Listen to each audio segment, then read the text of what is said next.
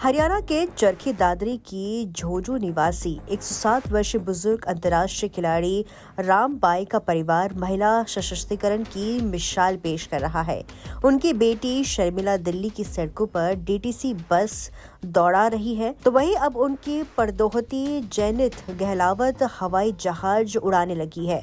अभी जैनित का प्रशिक्षण पूरा होने में 62 घंटे की उड़ान बाकी है।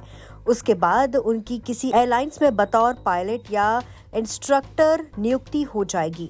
जैनित की मां खेलों में 200 से अधिक मेडल कर चुकी। प्राप्त जैनित से पहले उनकी मां शर्मिला गहलावत खेलों में 200 से अधिक मेडल प्राप्त कर देश का नाम रोशन कर चुकी है। वो दिल्ली में डीटीसी बस चलाती है। बेटी की प्रेरणा से 104 वर्ष की उम्र में रामबाई ने खेल के मैदान में कदम रखा और इसके बाद 3 साल के अंदर वो 100 से अधिक पदक प्राप्त कर चुकी हैं। इनमें राष्ट्रीय और अंतर्राष्ट्रीय स्तर के पदक भी शामिल है।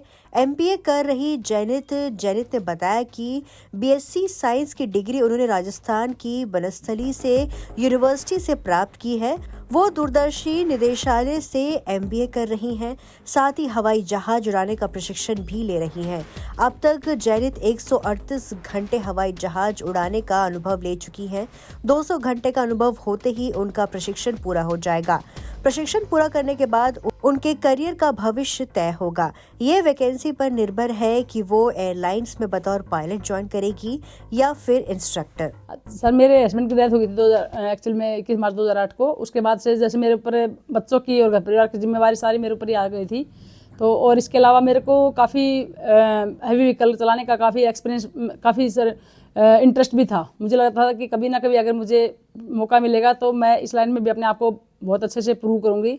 और कोई भी मुश्किल काम नहीं है। कोई भी काम अगर हम करना चाहें तो इसलिए फिर मैंने घर संभालने के लिए भी और एक अच्छी आइडल के लिए तौर पर भी, जिससे हमारे समाज को भी समाज के जो लोग हैं, लड़का लड़की बच्चा बच्ची हैं, उनको भी हमसे काफ़ी कुछ सीखने को मिले। और वो देख करके भी जैसे हम बस चलाते हैं तो वो इतना ज़्यादा खुश होते हैं, इतना हमसे इम्प्रेस होते हैं कि हमें भी जब आप ये सब कर सकते तो हम क्यों नहीं कर सकते।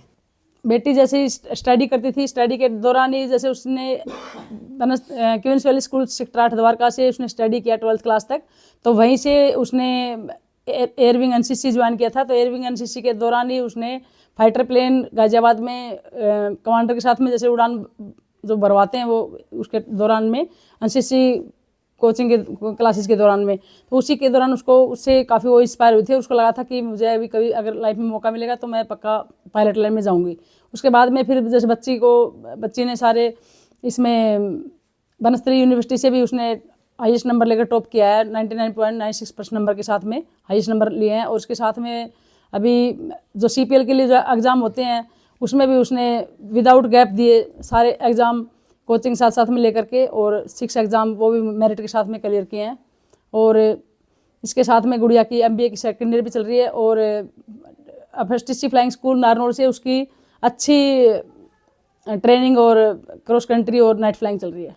ये बच्चे जब इतनी उड़ान भर रही है, इतने अपने एम बिल्कुल उसका क्लियर है, तो काफ़ी बहुत ही अच्छा लग रहा है। काफ़ी ब्रेव फील कर रही हूँ और इसमें हमारे को तो बहुत ही मतलब खुशी की बात है। सर, मेरा नाम जैनित है और मेरी एविएशन में आने की शुरुआत 9th-10th क्लास में हो चुकी थी, जब मैंने एनसीसी एयरविंग ज्वाइन किया था।